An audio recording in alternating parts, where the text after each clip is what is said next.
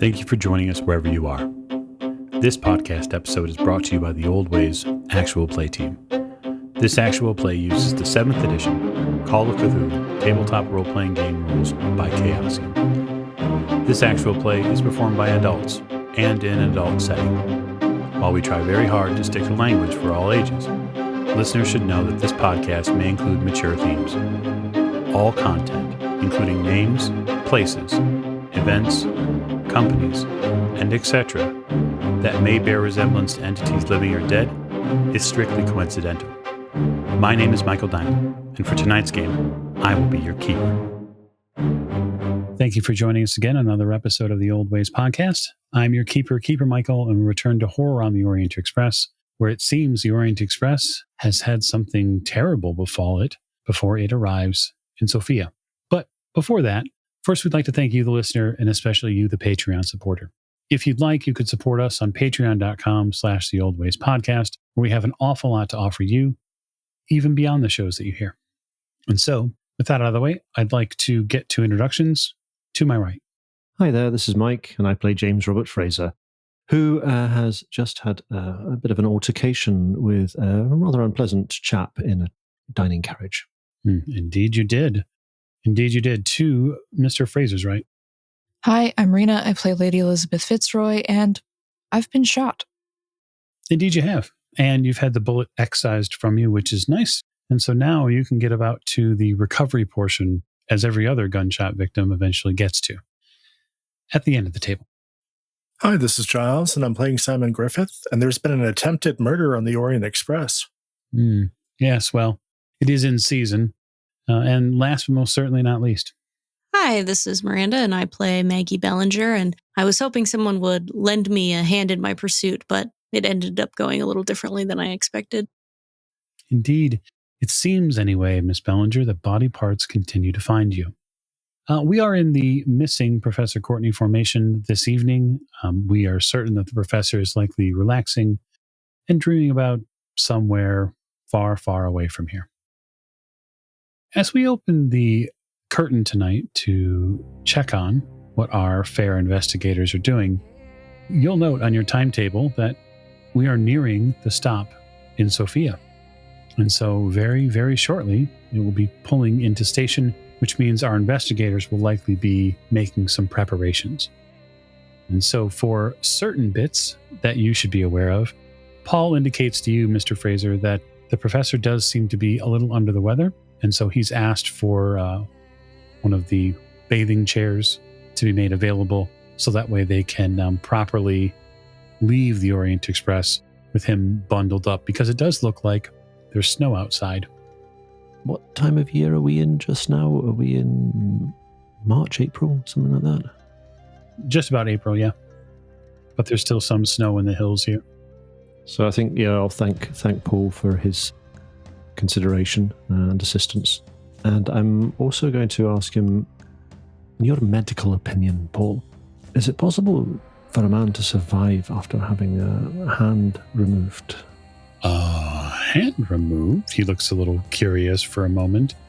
It is possible. The largest trouble, of course, medically speaking, would be the amount of blood loss that would occur near a major artery in the hand. And so if the bleeding was staunched and the wound was, well, in the most direct sense, cauterized or forced to stop bleeding, then it is certainly possible to survive losing a hand, although the body does go through certain changes after it loses limbs. Changes? In what way do you mean? Just medically speaking, you would go through some changes because the body would have to adjust and adapt to not having that limb anymore. But I would imagine if you'd had your hand removed, not in a surgical manner, in an operating theatre, then you would presumably be considerably incapacitated for a period of time. Would that be right? I would think so, yes. So are you, may I ask, has someone lost a limb or a hand? Well, I think considering our current situation, you should be kept informed of all the events surrounding what is occurring to us on this train. As you know, there has been an altercation in the dining carriage. Her ladyship was shot. This gentleman, doctor, can't mind his name, but the doctor was at risk of being shot. Another gentleman leapt out of the window of the moving carriage. What? Well, yes, indeed. It appears that he was an accomplice, as far as we can tell, of the man that shot her ladyship. He stabbed the maitre d' in the dining carriage and tried to make good his escape. Simon and Maggie gave chase to him, and he leapt out of the window of the train in order to evade them. We fear he has not survived the fall. But he did leave behind something which he was carrying, and that something contained a human hand, a bag containing a human hand. Live? I am sorry, warm? As far as we can tell, recently removed. So there is somebody on this train. It logically leads us to deduce that has had a hand removed from them. Yes, the subject, if not immediately cared for, is likely dead. The blood loss would be very quick. That is what I was thinking. I'm not sure exactly the reason for removal, but I wonder if it would be a good idea to alert the staff of the train. Oh, yes. Certainly, it would be paramount. Could I tell, Mike, from looking at the hand, or just a brief look I had on it, how roughly removed it was? Whether, it looked like it was a fairly neat, sharp, precise incision, or whether, it had been hacked off with like an axe or something. It's the latter rather than the former. This looks, in a word, brutal. And the one thing that perplexes me somewhat is, judging from the state of the hand, it was removed with no great care and attention. But as far as I'm aware, no sound of a fight was heard. It's strange. I merely mention it to you because of your medical expertise. I will bring it to the attention of the others for sure. That would be my suggestion. I'll work on getting the professor out of the train when the time comes, but I must say this is harrowing. It's terrible. It might be worth your while speaking to the train staff as well to see if the maitre d' requires tension. I'm not sure how bad the wound that was inflicted on him was. I don't know whether they have a doctor on board the train who would be more capable than yourself. Quite frankly, I find it a little unlikely. I don't think to burnish my own skills here, but there were likely men on the train that served in the war, and so that they would have a general knowledge of aiding another man, or really person, should they become damaged. But medical knowledge is different, harder to come by. Well, I'll leave that with you anyway for the time being, and thank you for your advice regarding the professor. I'll go and find the others, and we'll see if we can get to the bottom of this. Yes, please do. So I want to look in very quickly on Miss Bellinger. So with the train coming closer to Sofia, Miss Bellinger, you are having to, of course, collect your limbs and all of the rest of your parts and put them in, lovingly, of course, the steamer trunk, which holds them. And you do notice, of course, you are missing just the head. The head that's all that's left. Yes, but I feel very close to it now. It's a delightful feeling to me, and I take extra care and just time and attention in putting these pieces back. I wouldn't want to disappoint or anger them again. Oh, no. In fact, as you're putting them away, you get a few wonderful feelings looking at each one. In the torso specifically, you see your own reflection. It's a piece that has such a reflective quality to it, in that opalescence that you can see your face in it. And as you turn and shift the torso piece around a little bit, you imagine how it might look on your own body if you were encased in it. It's a pleasure to see, even through the pain, the deep and resonating pain you feel from even having the piece. Yeah. Is there a mirror in my car? Oh, of course. I imagine I would even at one point hold it up as if I am holding up a dress that I wish to try on at the store and gazing at myself in the mirror, thinking about it, thinking about wearing this, thinking about it being on my skin. It's cool. It's very relieving to have it so close to you. And you can imagine how beautiful you would look in a collection of pieces such as these. There has to be some way to unlock them, to wear them. There must be something, some instruction manual perhaps. There has to be some way to take these pieces. If they truly ever did act as one, if they were ever really what the legends say they are, there must be a way. Yeah, and Maggie's thoughts have been consumed by this recently, and even going forward in downtime, this is the primary focus of Maggie's thoughts, is how there has to be a key to unlocking this so that I can wear it, really just focusing all my attention on figuring out what that is, and also thinking about what the others are doing, because I have a bad feeling about them and their intentions towards me. Yes, I can imagine. So, Lady Elizabeth, being shot was perhaps the height of the dinner you were just at recently. But that said, the highs and lows have now, well, let's just say they've tempered a little bit. And one of the things that has become evident to you is that it really, really sucks to get shot. I would imagine so. You don't have to imagine anymore, because you've been shot now, and now you know what it feels like. And unfortunately for you, it's another thing you get to add to the list of things that you're in pain about. Mm-hmm. The worst part is that it's new. And so you have all sorts of new nerve receptors that you didn't know you wanted to pay attention to, and have now decided that you don't. You'd really like to not feel them.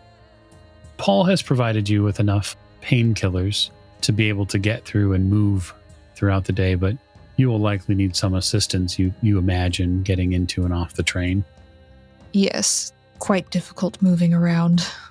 With no longer a gaping chest wound, but still. I was never very strong to begin with. Well, and whatever your contact with Mother really was, seems to have aided your strength, but your body's going to take a little time to recover, for sure. So I imagine I'm just sitting in my compartment very gingerly. Yeah. Waiting for pulling into the station, but not much in the mood for moving around. Yeah, so around about 7 p.m. or so, the Orient Express arrives at Sofia Station. And so I'll give a little bit of an informational understanding that investigators come to. So when you arrive at the station itself is covered with police officers. There's 4 or 5 of them. They meet very quickly with staff inside the train. That does not preclude guests from leaving. So the platform fills with people who are desperate to get off the train. Passengers disembark a little shakily. It's a dark, snowy platform. The police here at the platform are picking through the people who are disembarking and collecting those who saw the attack on the maitre d'. The staff of the train inform you, Mr. Fraser, that your party will want to be spoken to. Yeah, Fraser will have been anticipating this.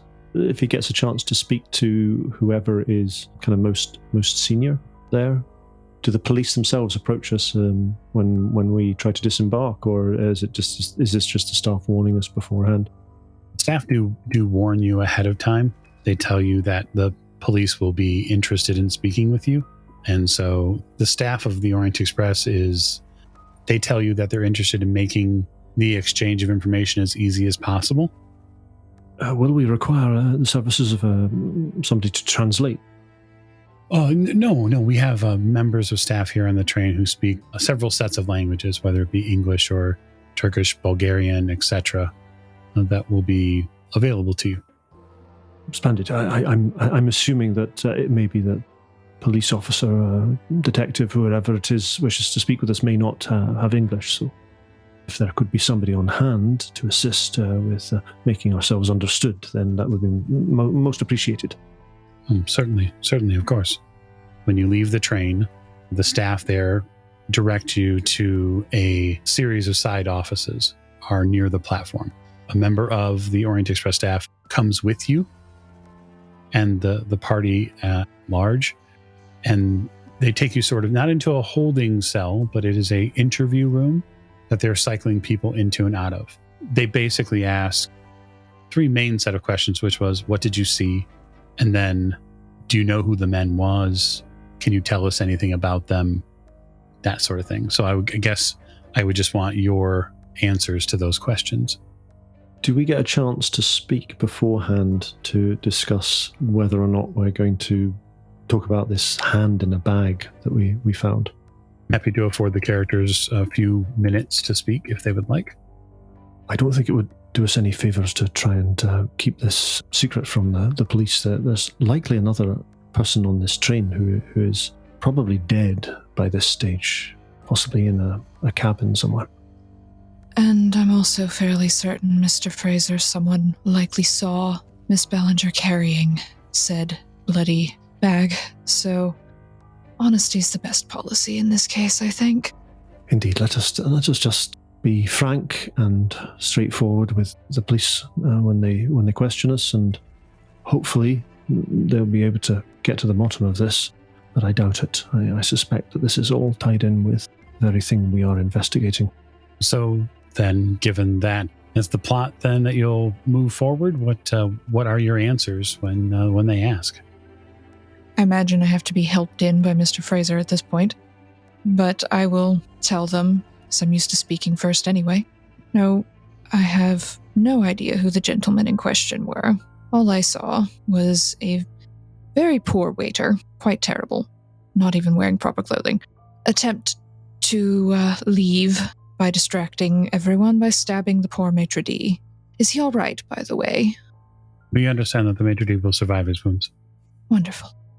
I then noticed a second gentleman appearing to pull out some sort of handgun. He was walking towards the good university professor, I believe he is, and I attempted to intervene. Did not go very well. And so I understand you were shot? Yes. Not a very pleasant experience. I don't recommend it. No, neither do I. He seems to tap against his neck when he tells you that. There's a definitive scar that runs the long length of his neck. I did, however, with the assistance of Mr. Fraser here, manage to prevent the good professor from experiencing the same thing. I do not know why he was in such danger, and I do not know who these gentlemen were.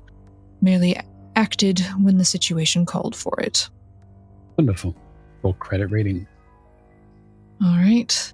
My credit rating is 70, so... And that is a 43, so not a hard success, but a regular.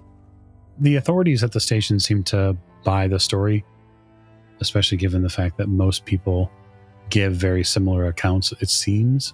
So what happened? If any of the investigators are deviating from that, though, they can speak up now. That would be exceedingly helpful to know. I'm going to give a straightforward, unembellished summary of my actions during the course of the altercation. Well, we all know, listeners and I know what your actions were.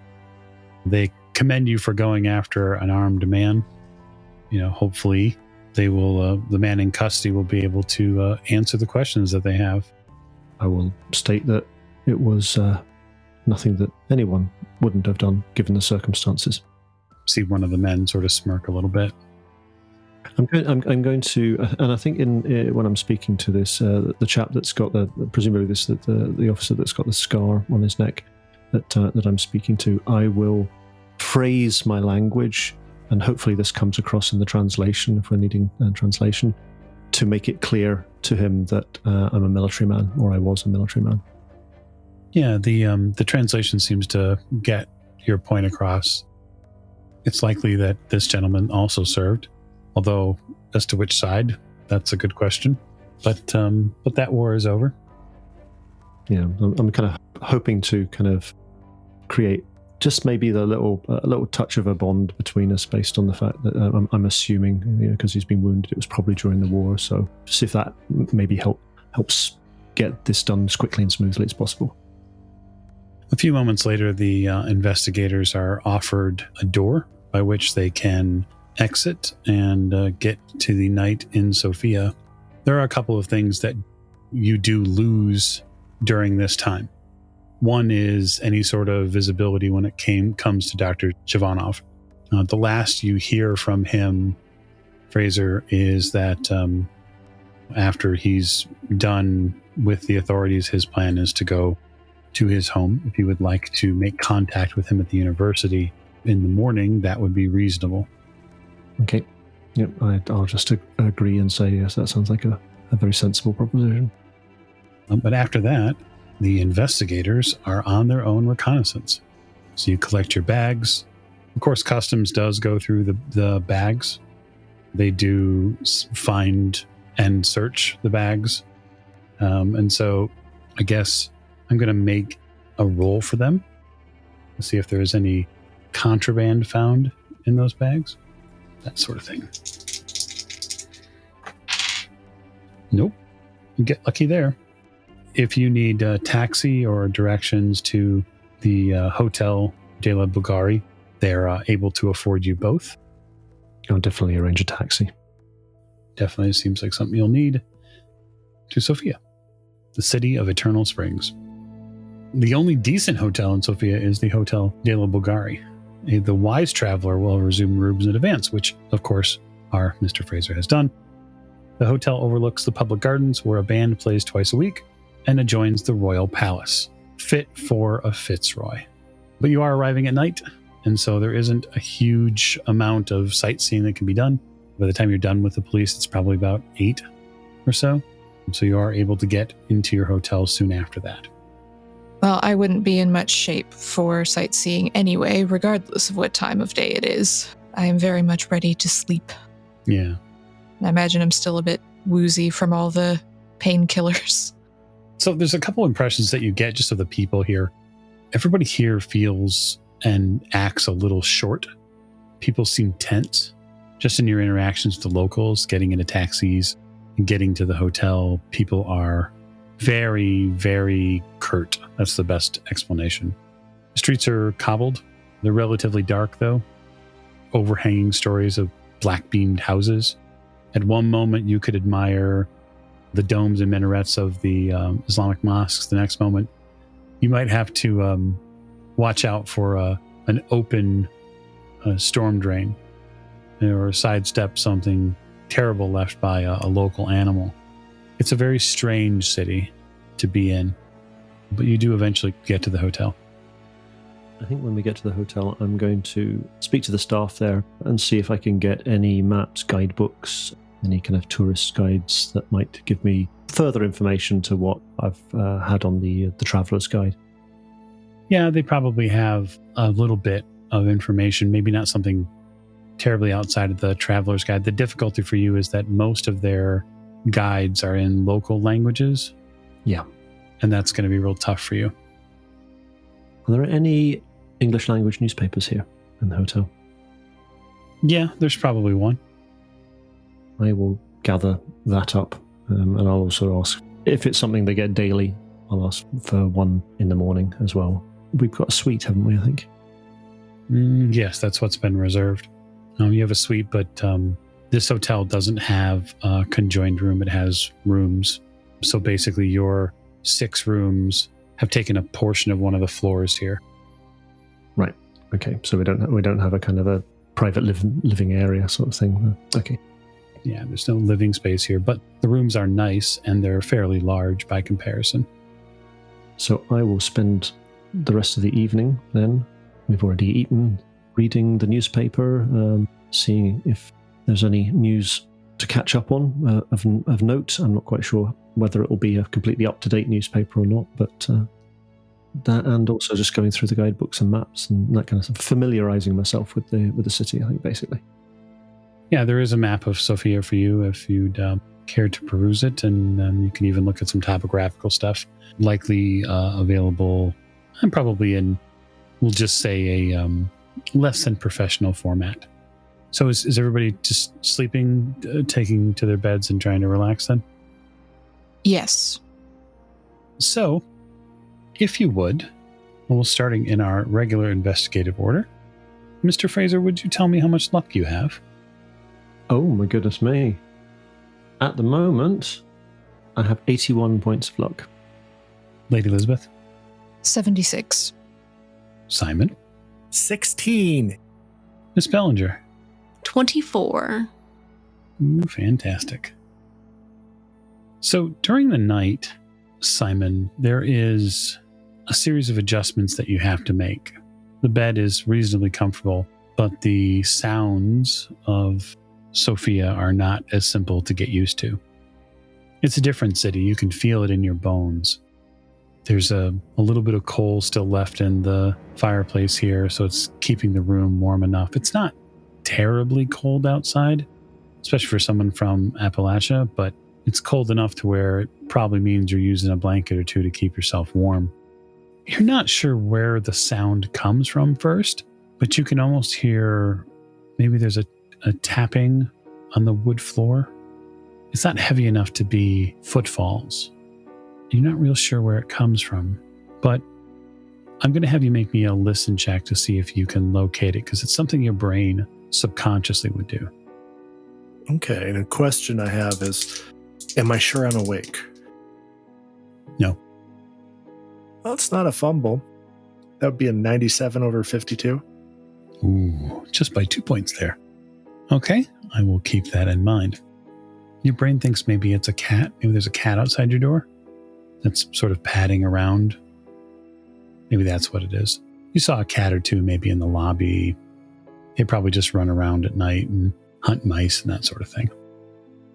Miss Bellinger, you are stirring in bed because you are in pain.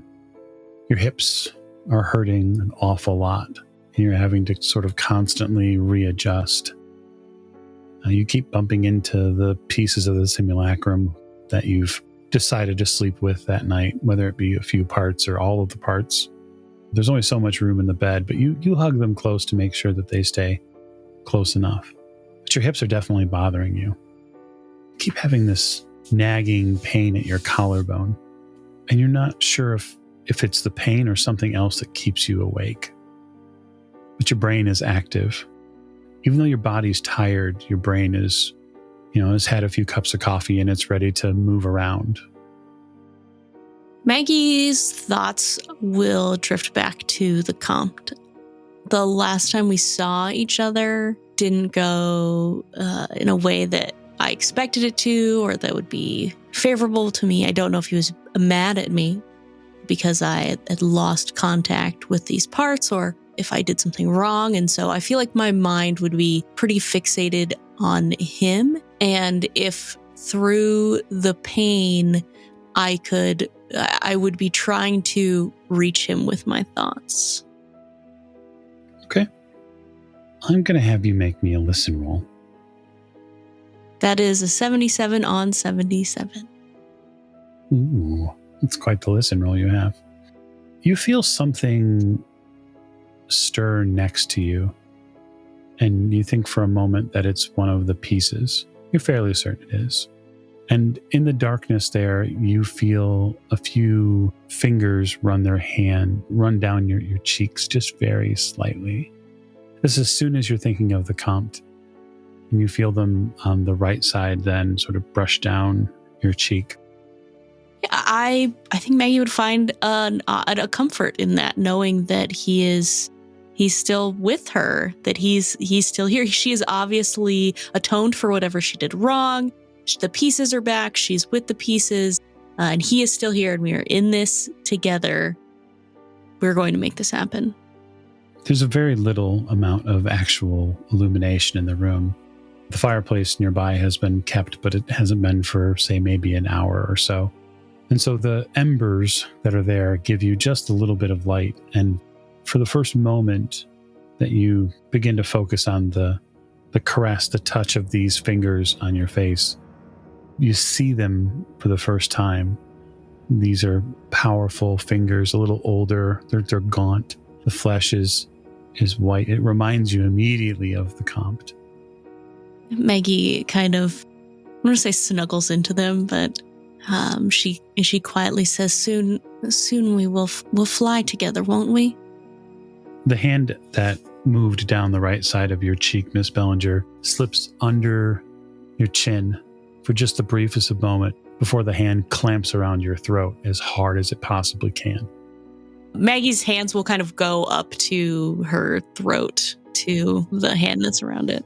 I'm going to very quickly make a fighting brawl roll, as you were unexpecting the hand to clamp on you.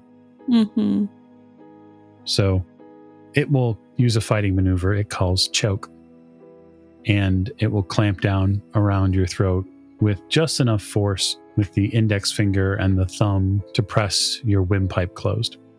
And so I'm going to have you make an opposed strength roll, because I assume anyway, or maybe I shouldn't, but I'm going to assume that Maggie is going to at some point resist being choked. Yeah, she will. It's a natural survival instinct. Even if I wanted to give myself into this, I think that my body's natural reaction would be to fight back. It is an opposed strength roll.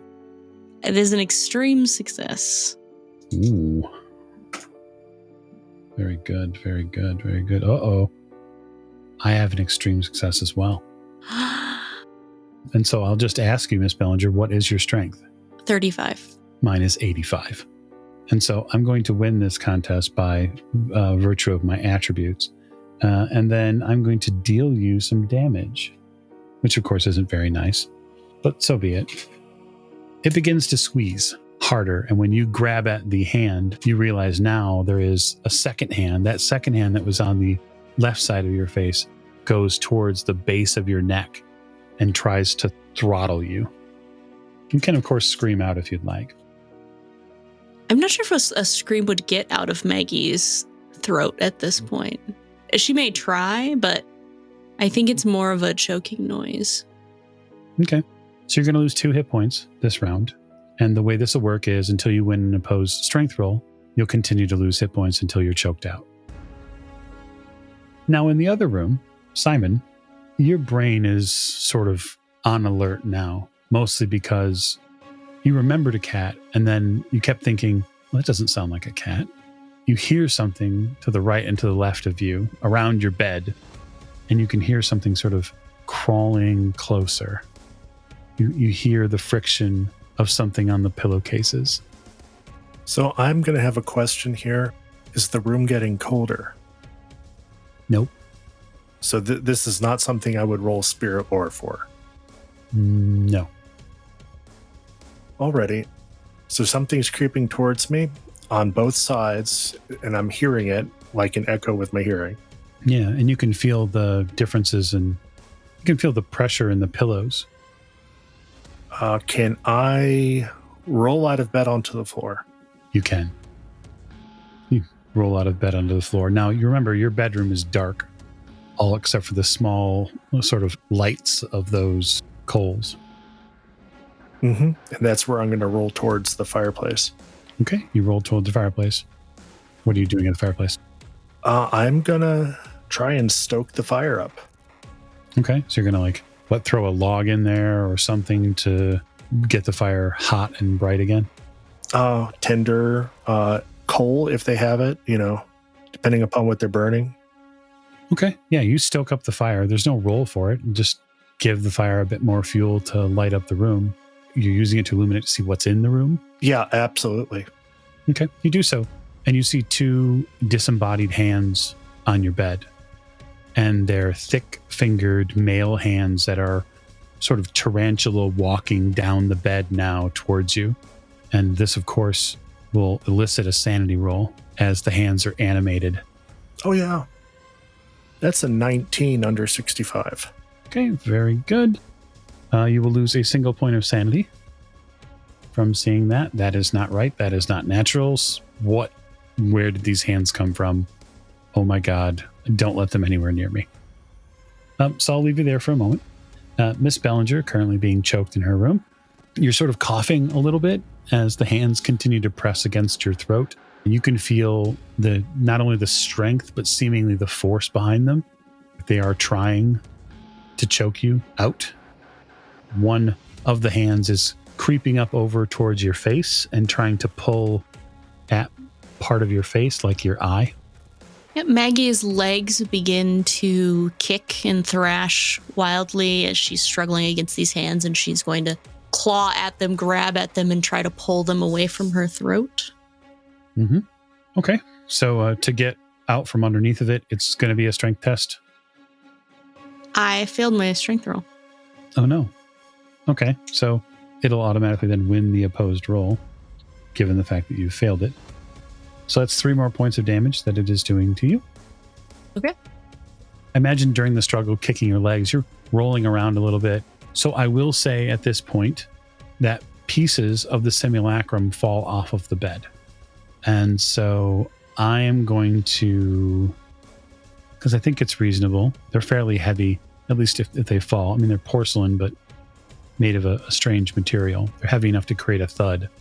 Mr. Fraser, if you would give me a hard constitution roll to see if you are roused by all the commotion. Oh, yes, easily a hard constitution roll. So there is a thud, and that snaps Fraser's eyes wide open. He will immediately reach for the firearm that he keeps now by his bedside and turn back the sheet and get out of bed. Thump, thump. There's another thump from Maggie's room. And I'll make best speed. I'm not even going to put my slippers on.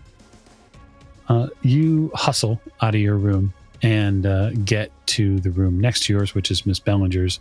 And what's your listen? My listen, 60. I'm going to make you roll for it. You hear sounds of someone struggling inside. You can hear coughing. There's a little flesh slapping. Yeah, so there's definitely a commotion coming from that room. I will try the door, and if it's locked, I will put my shoulder to the door. Otherwise, I'll just fling it open. And presumably, there's a light switch by the door. Is it electric light in the hotel? The door is definitely locked. Miss Bellinger's not going to leave her door unlocked, I wouldn't imagine. So you probably put your shoulder into the door for a moment, and we'll cut really quickly over to Simon's room. And he's revealed the fact that there are 2 disembodied hands that are crawling actually rather quickly towards him. Are they between me and the doorway? They are. Their movement is 10, sir. Okay. I'm assuming because I have a fireplace, I have a poker. Oh, of course. I'm going to grab the poker and stab one of the hands. It's time to make s'mores. It's a fighting brawl roll for sure. That's a miss. Okay. Hands are going to leap off the bed at you, one left and one right, and they're going to attempt to claw your body with their fists. So you may dodge or fight back, your choice. This will be a dodge. And that is a fail. Okay. Would you like the second dodge with disadvantage? Let's try. Nope. Okay. The hands, luckily for you, cannot impale. The first one is going to do 1 point of damage, and the second one will do 3. So they work their way up your body, and as they do so, the fingers dig into your flesh, creating large bruises, and one tries to grab at your mouth. Or Simon will yell very loudly. Okay, what are you yelling? Fraser! As you are colliding with this door, Mr. Fraser, it's fairly clear that Simon is also calling out for you. I think Fraser is far too concerned with the potential harm to Miss Ballinger at the moment, so he's gonna focus on that. So this round will shoulder open the door. Before that happens, though, I'm going to give Miss Bellinger her action because she does get to attempt to extricate herself from these, nefarious hands. Yeah, I think Maggie's going to continue on grabbing at them and maybe even try to roll to one side, see if I can use momentum of my body to try to get out of these hands, see if I can slip away down the bed. So the tough part for her is that one of them has her in a choke, which is a maneuver that can only be broken by a clearly obvious strength win. I'll say this, why don't you give me a hard dex roll? Okay. And what I'll do for the other hand that isn't choking you is put them at disadvantage if you succeed because of all of your sort of herky-jerky motions. It is just a regular success. Very well. Then oppose strength rolls if you would. A fail for me. No, and a fail for me. That's a terrible roll for it. So it will not be able to apply enough pressure to you. Although the other hand is going to attempt to rip out your eyeball. Just the one? Mm-hmm. It just wants the one. Well, that's a fail on Fighting Brawl. But even though they've failed, I'll explain this. It gets attached to your face and it uses your nose and the side of your cheekbone. And you can tell that it's trying to pry your eye out. It wants in. It wants you to hold still long enough so it can pluck your eye out. The door bangs open, and in the light of the hallway, you see your savior in the form of James Robert Fraser in a nightgown. So I would assume Miss Bellinger in a nightgown, and then hands, disembodied hands on her body, one around her throat, the other around her face, and she looks like she is in a really, really bad way. Holy shit, those are disembodied hands. Yeah, that'll be the sanity roll, won't it? You betcha. And one for you as well, Miss Bellinger, as now you can see the terrifying thing that is befallen you. No, that's almost a fumble, but not quite. It's a 96 over 51 for me. Wow, look at that. Just sanity and losses all around. All right, Miss Fraser, if you would lose 3 points of sanity. And just 2 points for you, Miss Bellinger. Lady E is sleeping peacefully through all of this with the assistance of the medication given by soon-to-be Dr. Paul. Doesn't preclude you from acting if you would like to, Mr. Fraser. Just having to react to the disembodied hands. Okay, I think, considering the fact that he failed his sanity roll, and he's lost 3 points of sanity, are either of these hands in a position where I think I could shoot them without shooting straight through them into Maggie Bellinger? No. Okay. Now, I think even bearing in mind that Mr. Fraser has a very steady hand and a very keen eye, he is going to resist the temptation to shoot these things. He'll put his pistol down on the nearest surface, and he will run in and try and grab one of these hands and just rip it off. Is there a fire in each of these rooms? Each one of them has their own little fireplace. In fact, when you grab the hands, and you would know this too, actually both you and Simon would know this, Miss Bellinger, the hands aren't cold, they're warm. It's like the caress of a lover. Anyway, if you'd like to make a strength roll, you can, Mr. Fraser. Hard success. Very good. I'll oppose you, of course. So that is a win on the strength roll. Based upon your success, you wrench one of the hands, the hand around her throat. You wrench it off, and Miss Bellinger, you can finally breathe for a moment. Fraser, help! It's trying to rip out my eye. I'll do what I can. And I'm going to take this hand and run over towards the fire and just plunge the hand into the fire. I'm not going to try and throw it at the fire, because if I miss the fire, it will just skitter across the floor at me. I'm just going to keep holding onto it and run across and plunge it in. We'll say 50-50, you might burn yourself, okay? Oh, I would fully expect to take some burning damage, but it's going right in the coals, and hopefully they're still hot enough. They are, actually. Go ahead and roll a d6 damage given the coals here, and then based upon how much damage you deal, we'll see how deep the hand goes. Okay. I rolled a 6. Fantastic. So you'll deal 5 points of damage to the hand and a single point of damage to yourself as you burn your fingers as they plunge into the coal bed here. Very good. Simon, you attempted to skewer one of these hands and have been visited upon by death itself in the form of disembodied hands on your own person now. So what will you be doing this round before they act? Pull one of them off of me and throw it into the fireplace.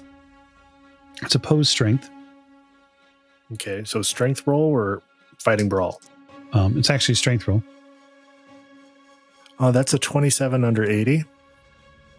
Yep, you beat its strength roll, so you pitch it into the fire You pull it off yourself, and then you can see, even as the hand, the fingers, and the wrist sort of dances about in your hand, you whip it off and into the fire, and go ahead and roll a d6. 4 points. It doesn't make a sound, I suppose, other than the whoomph, sort of, as it connects with the coal bed. But you smell the sizzling, well, the smell of burning flesh. Which I have smelled before. Indeed you have.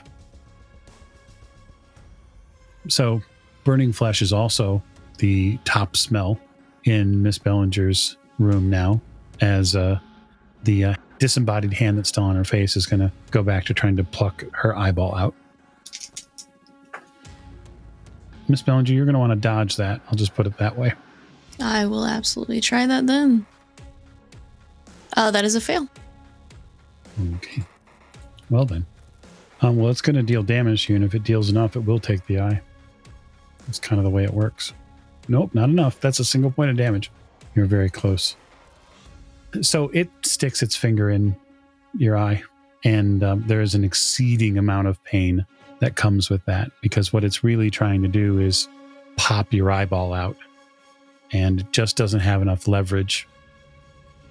For you, Fraser, this is horrifying to watch, because of course she's grabbing at the hand, trying to keep it from doing what it wants to do, and it's not working. Is this hand that I've got still kind of moving and struggling as I've got it in the fire? Nope. It's not struggling at all. Oh, excellent.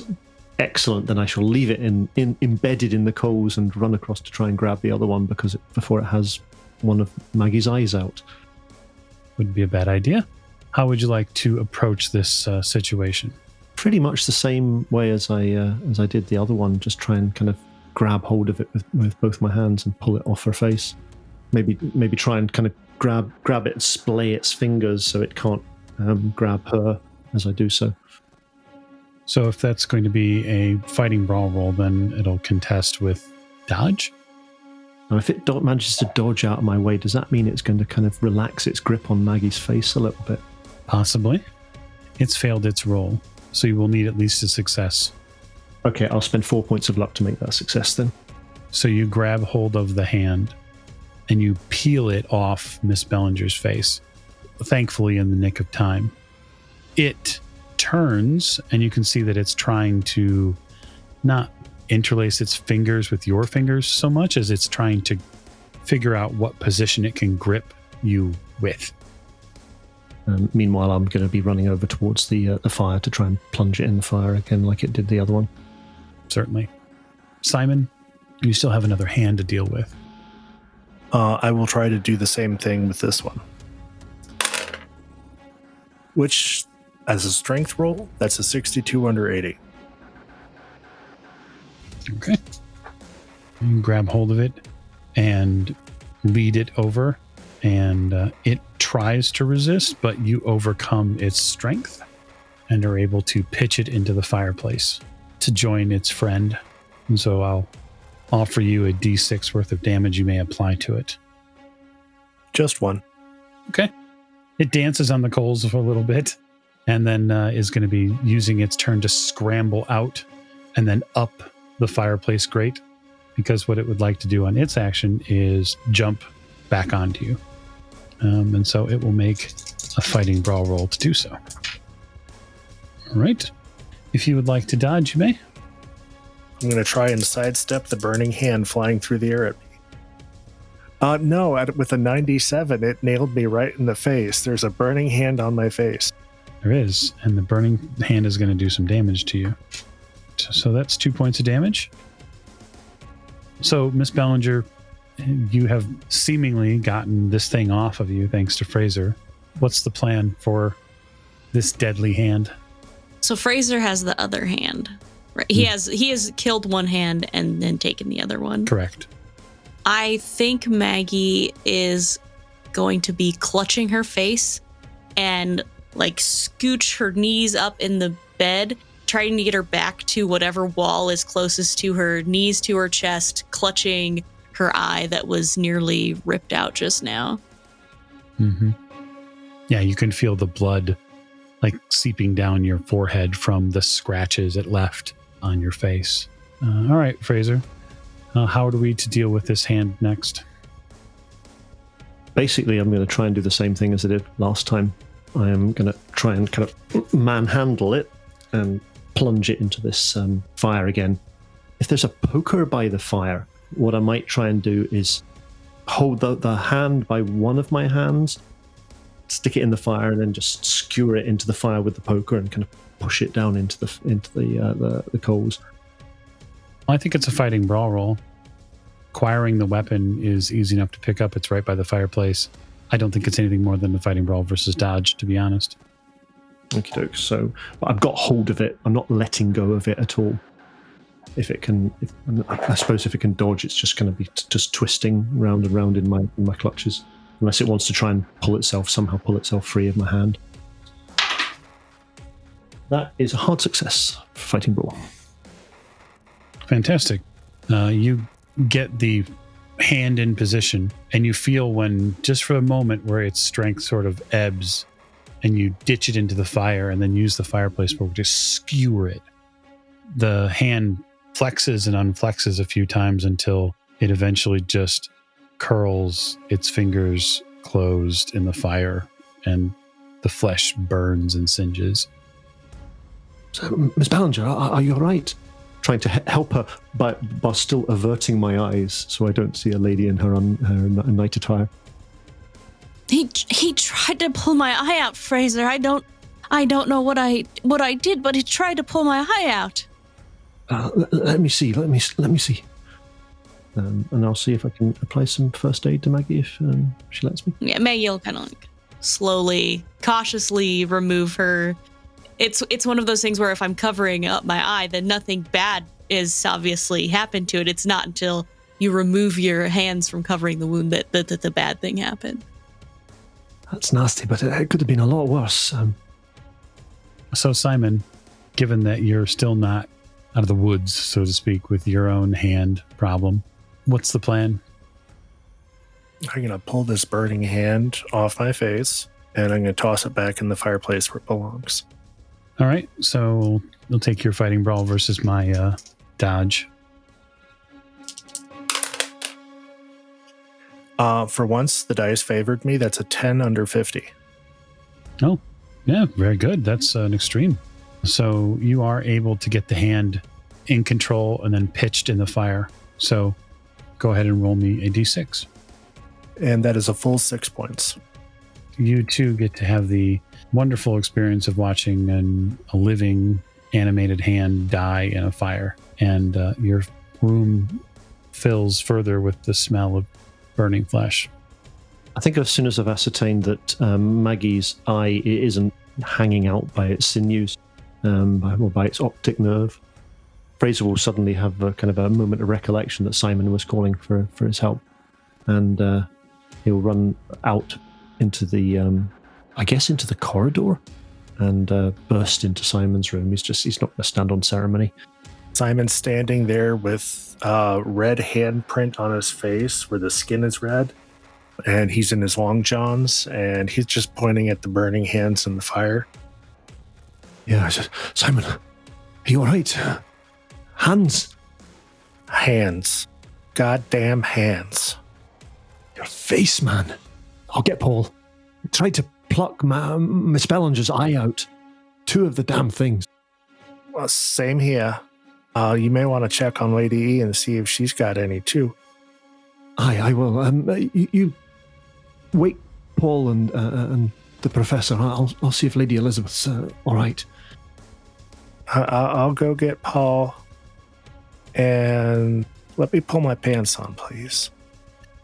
Right enough. I suppose I should. To hell with it. And I'm just going to run across the corridor and knock on her ladyship's door. And I don't think I'll be quite as kind of discreet and polite and knock as I usually would, because I want to make sure it wakes her. How has my night been, Mike?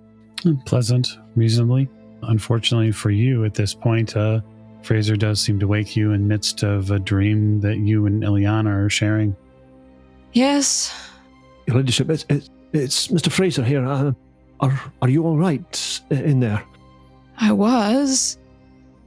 We have a hand situation out here. Oh, do we? It might be as well to wake up and it's better if I don't explain through the door. One moment. I will very reluctantly, slowly, I imagine, get up and put on a dressing gown and open the door. Have we woken anyone else in the corridor up? You've woken up Paul. He's wondering what the hell's going on. He immediately sort of ascertains from you that there's an issue in some of the rooms and goes and checks on people. As long as we've not alerted the staff or any other guests, that's a good thing. It does not appear so. So I think when you come to the door, I say, "Your ladyship, something very, very strange, and I don't even know how to explain it. It's like something out of one of those stories by that James fellow. Hands, disembodied hands, running around the room, clutching and grabbing. Nearly had her eye out." I'm still not sure I'm not dreaming, considering all the drugs I'm on at the moment. It's certainly possible. Mm-hmm. Hands, Mr. Fraser. What? Aye, hands. Wee crawling, clutching, grabbing, scratching hands. Running about by themselves. It's not natural, it's not right. Mr. Fraser, very little of the last few months has been natural. But is everyone alive? Well, aye, but they're the wee blighters. They could be hiding anywhere. They could be under the bed or anything. I don't see any around here. Seems Mr. Griffith and Miss Bellinger attract trouble. Would you mind if I checked your room just to make sure? Have a look, Mr. Fraser. Thank you. I'm going to thoroughly search her ladyship's room to see if there are any hidden hands waiting to scuttle out and pluck her eyes out. No, you don't find nary a one. In fact, none of the rooms have hands left in them. A cursory search that Paul does of the professor's bedroom finds the same. Paul sees to you as well, Miss Bellinger. He applies a cream to your forehead to help keep the wound from getting infected, and even gives you something to help you sleep. And after all of that, it is a little difficult for most people to get back to sleep. Except Richard, of course, who seemingly has had no problem sleeping. But I think that's as good a time to end his end. So thank you for joining us. This hands-on experience we've had today with Horror on the Orient Express. We greatly appreciate your listening ears. Thank you, and good night.